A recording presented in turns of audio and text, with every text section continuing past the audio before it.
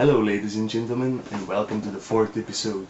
This week I'm gonna combine the purchases of 2 weeks because the pickings were really slim. The first pickups is already of 3 weeks ago. I'm running a bit behind on things. First up, I found 2 Xbox One games for €2 a piece. This one, Zurich Rise of Piratia. You see it running here in the background. I've already played this one. It's a bit of a action platformer / adventure type game. It's really dull and simple. You just have to collect gems, take switches on, go to the next part. You also feel really alone in this game because you're the only character except for your mentor who talks in your head, and for the rest you just need to kill enemies. Next up is Pirates: The Legend of Black Cat. This one also appeared on PlayStation 2. Sadly, it seems my disc doesn't work.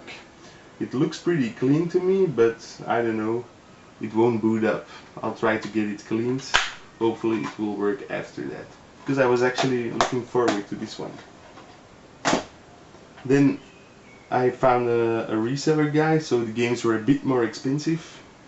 Final Fantasy 1 and 2 on the Game Boy and Game Boy Advance, sorry.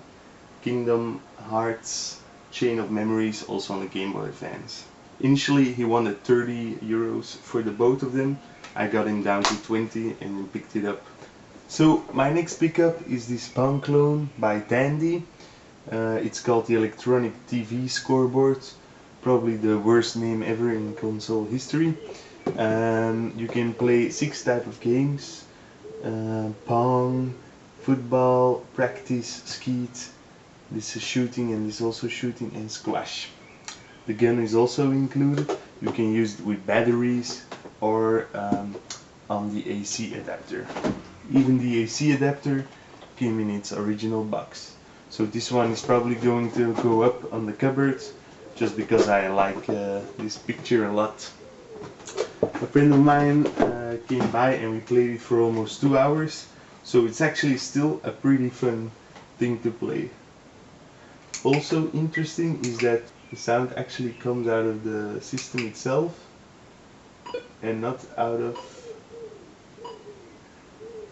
the TV. There is no AI, so you can only play with a friend or play with yourself. You can of course play practice by yourself, but that's not a lot of fun. It's like kicking a ball against the wall the whole time. The shooting games are with this gun. But I think the shooting is really difficult, especially if you're far away. So see, I can't really hit the target. With Pong, you can go have a fast ball or a slow ball. If you do the fast ball, it's really crazy fast. You can have bat size, small or large, and then manual or auto serve. I don't know what slice means. All in all, some pretty good fun, and only for €5. Then I also did a Facebook deal with a friend. In total it came to €11 per game shipped. First up, Ninja Turtles 2, the arcade game, classic beat 'em up. I really have enjoyed this one. Then Chippendale Rescue Rangers, also a very fun game. I didn't have this one as a child, but it's really fun. It's also well done and a bit different than the normal platformers, I guess. Then last, Solomon's Key, also a very fun platform puzzle type game. I used to have this on a computer. I think it was an old Macintosh, I don't know for sure, but it's a really fun platform and puzzle game. You should check this out if you haven't. It's normally a pretty cheap game. I think I overpaid it a bit. So fast forward to the next week. This is the first time in my life I really woke up early at 6:30 a.m. I had planned to go to 3 flea markets and I had high hopes. Sadly, it was a bit of a disappointment. At the first flea market, I bought this for €2. It's a Dream Station. It's a 46-bit console, only released in Russia, and it's super powerful. No, just kidding, it's just a Stami clone.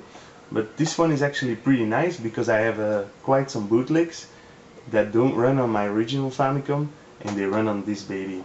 It was really dirty and really scuffy. It cleaned up nicely, but the plastic is really badly made, and I also had to hot glue some parts because it was just falling apart. The production date you can see here is March 2003.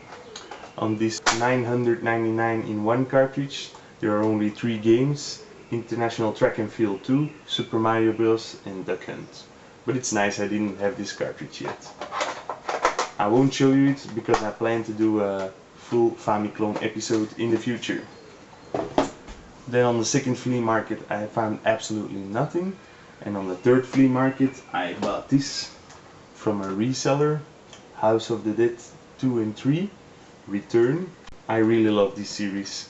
This is my prime reason for loving the Wii, is gun games. They really play very good on the Wii with the Wii mode, and you just can don't have to hook up a new controller or a light gun or anything.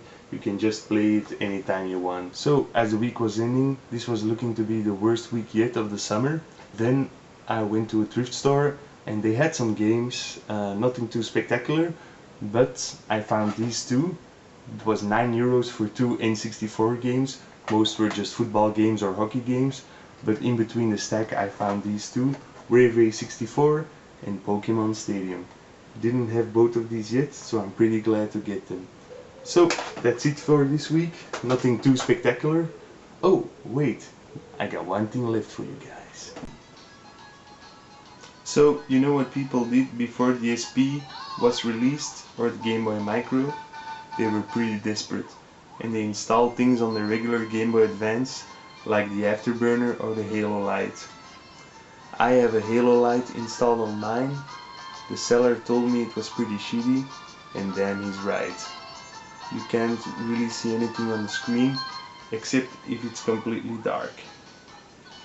So not really an improvement at all for the Game Boy Advance. The best way to go is to install an SP screen on your regular Game Boy Advance, or just play it on the SP or Micro. So that's all for this week. See you next week. Bye.